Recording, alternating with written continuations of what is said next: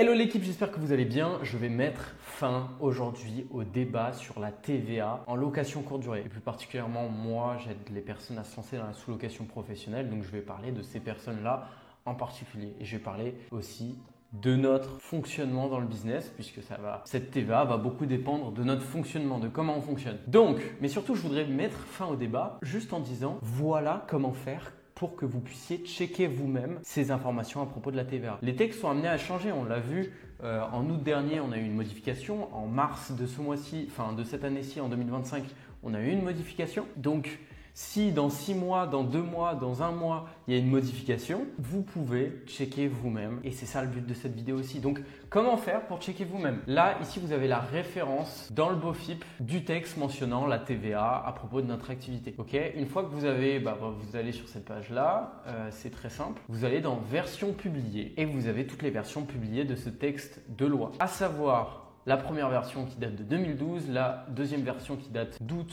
de l'année dernière et la version actuelle qui a été modifiée au 26 mars 2025. Vous avez aussi la possibilité de comparer plusieurs versions pour savoir quelles modifications ont été effectuées entre les différentes publications de ce texte. Et donc voilà, vous avez juste à cocher ici, comparer les deux versions sélectionnées, ça va vous donner une comparaison.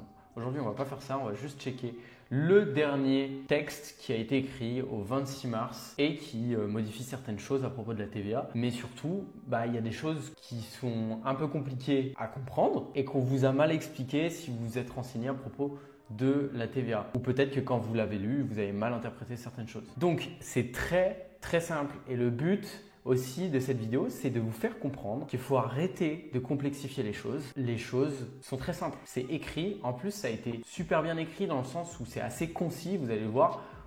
Concernant notamment chacun des paramètres qu'on se questionne, à savoir la fourniture du petit déjeuner, le nettoyage des locaux, la fourniture du linge de maison et la réception de la clientèle, c'est littéralement un petit paragraphe. C'est pas énorme. Donc c'est très simple et je vais vous expliquer un petit peu comment le comprendre. Et je vais vous expliquer aussi ce qu'on ne vous explique pas pour mettre fin au débat. Donc déjà, pour faire très simple, vous êtes soumis à la TVA en tant qu'hébergeur. C'est une TVA réduite à 10%. Si vous cochez 3 des 4 critères de services para-hôteliers que je vais mentionner. Dans ces services para-hôteliers, on a, c'est ce que je vous disais juste avant, le petit déjeuner, le nettoyage des locaux, la fourniture du linge de maison et la réception de la clientèle. Ce qui signifie que si vous faites 3 des services que je viens de mentionner, vous êtes soumis à la TVA. Par contre, dans ces services, il y a des conditions et il y a des choses, il y a des spécificités. C'est ce qu'on va voir dès maintenant. Donc, au sujet, déjà, on va commencer par le premier mentionné, à savoir le petit déjeuner. Le petit déjeuner, c'est très simple. À partir du moment où tu fournis le petit déjeuner, tu remplis un critère pour la TVA, sachant qu'il faut 3 critères pour être vraiment soumis à la TVA. Donc là, c'est très simple, tu fournis le petit déjeuner, tu remplis un des critères. Et il n'y a pas à se prendre plus la tête que ça, c'est si tu sers le petit déjeuner, tu remplis ce critère. Et bien évidemment que si tu ne sers pas le petit déjeuner, mais tu conseilles un restaurant qui est au pied de ton immeuble pour le petit déjeuner, si tu fais juste du conseil, tu ne coches pas ce critère-là. Passons directement ensuite au nettoyage des locaux. Et là, il y a une petite spécificité. Les choses sont très expressément écrites. C'est très clair. C'est-à-dire que moi, en fait, comment mon business fonctionne et comment 95% des personnes qui vont regarder cette vidéo, leur business fonctionne. Ils ont un business de sous-location professionnelle. Ils vont avoir des nuitées moyenne aux alentours des 2 à 3 nuits. Donc, on va être concerné plutôt par cette remarque qui spécifie lorsque le séjour est d'une durée inférieure à 1 semaine, ce qui est le cas dans 80% des cas quand tu as une activité de sous-location professionnelle, puisque tu vas faire des séjours de moins d'1 semaine. Généralement, c'est 2-3 nuits, comme je l'ai mentionné juste avant. Le prestataire d'hébergement est admis à considérer la condition comme satisfaite lorsque le nettoyage est au moins effectué avant le début du séjour.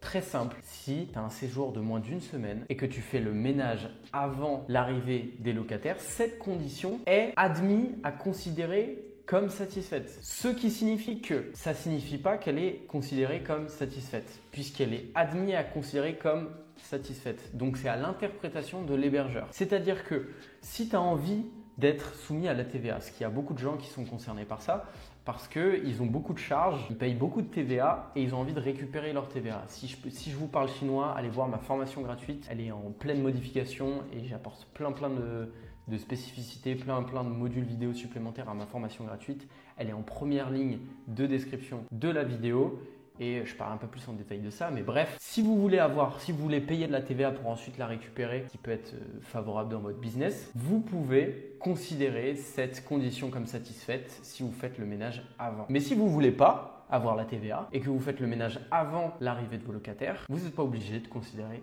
cette condition comme satisfaite. Donc c'est un peu une fleur qu'on nous fait, c'est-à-dire si ça t'avantage, ok, tu peux considérer la condition comme satisfaite. Si ça t'avantage pas, c'est à ton interprétation et t'es pas obligé. Et ensuite, on va basculer sur la fourniture du linge. Ça, c'est l'avant-dernière condition. Donc, c'est pareil, c'est un peu comme exactement pareil que le nettoyage des locaux, c'est-à-dire que lorsque le séjour est d'une durée inférieure à une semaine, le prestataire d'hébergement est admis à considérer la condition comme satisfaite lorsque le linge de maison est au moins renouvelé au début du séjour. Donc, encore une fois, si vous êtes comme moi, vous faites le ménage et vous changez les draps dans les appartements pour des séjours qui sont très souvent en dessous d'une semaine, et la condition est admise à considérer comme satisfaite. Donc tu peux la considérer comme satisfaite en tant qu'hébergeur si tu en as envie et si tu as envie d'être soumis à la TVA.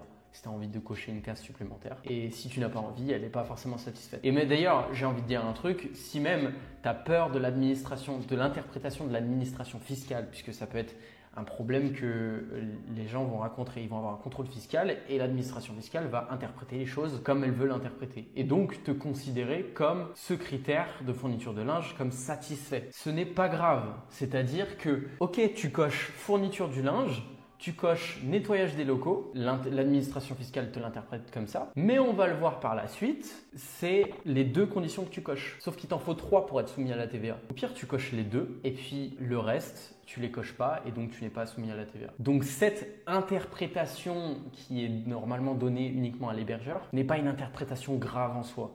Surtout dans mon activité, dans ma façon dans laquelle je mène mon business. C'est-à-dire que je ne fournis pas d'accueil en direct, et ça on va le voir juste après, et je ne fournis pas de petit déjeuner. Donc je ne coche absolument pas ces deux critères-là. Et du coup, on va basculer sur le dernier critère qui est la réception de la clientèle. Réception de la clientèle, on va le lire ensemble. La réception de la clientèle permet l'accueil, l'orientation des clients vers leur logement et leur information sur les modalités d'accès aux éventuels équipements et services annexes disponibles, ainsi que sur les règles de fonctionnement de l'établissement. Elle est caractérisée même lorsqu'elle n'est pas effectuée de manière personnalisée.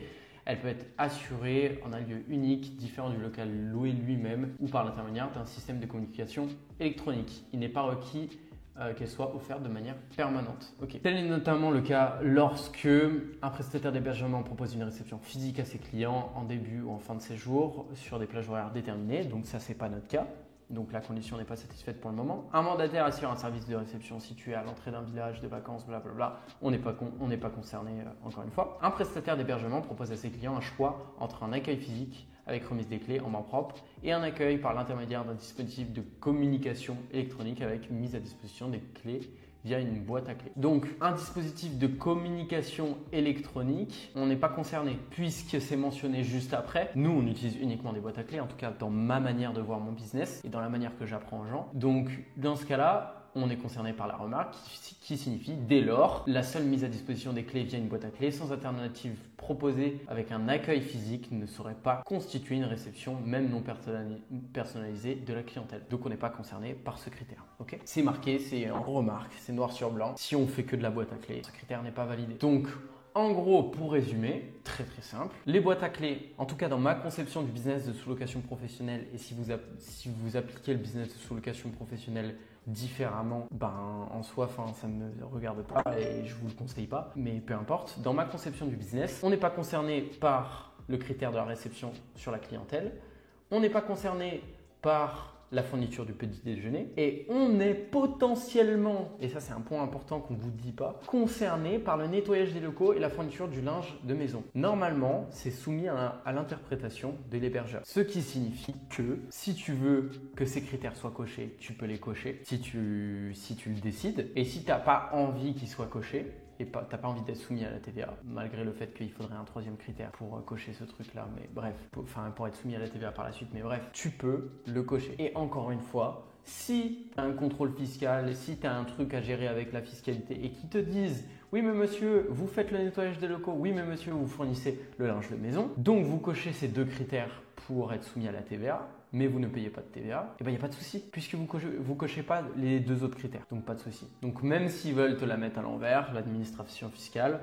alors que c'est bien mentionné, est admis à considérer la condition comme satisfaite. Et bah dans tous les cas, tu ne risques rien puisque tu ne satisfais pas d'autres conditions. Donc voilà, j'ai mis fin au débat de la TVA. Encore une fois, si vous avez un doute, si vous voulez vérifier s'il n'y a pas eu de mise à jour par rapport à cette histoire de TVA, vous allez sur ce lien-là, juste ici. Je vous le mettrai aussi dans la description, voilà, comme ça, il n'y a pas de souci. Et vous allez sur la dernière version, vous cliquez sur la dernière version, ok. Et là, vous aurez la dernière version. Et si vous n'arrivez pas à interpréter vous-même la dernière version qui est sortie, ChatGPT. ChatGPT et surtout, vous prenez tout l'article en entier pour ChatGPT parce que sinon, il ne va pas comprendre et ça va être ultra contextuel par rapport à ce que vous avez copié-collé pour ChatGPT. Bref, sur ce, n'hésitez pas à vous abonner si ce n'est pas déjà fait. Vous savez que vous êtes au bon endroit ici pour votre business de sous-location professionnelle. Si vous voulez vous faire accompagner à vous lancer dans la sous-location professionnelle, je suis en train de confectionner un programme complet et tout nouveau que j'ai envie de sortir. J'ai accompagné 180 personnes à l'heure actuelle avec un accompagnement personnalisé qui était de 2 mois, qui était assez court, etc. Là, je suis en train de faire quelque chose de complètement différent et peut-être plus long, peut-être pour te permettre potentiellement d'aller chercher pas un appartement sous location professionnelle en 2 mois, mais 10 appartements en 6 mois, 1 an.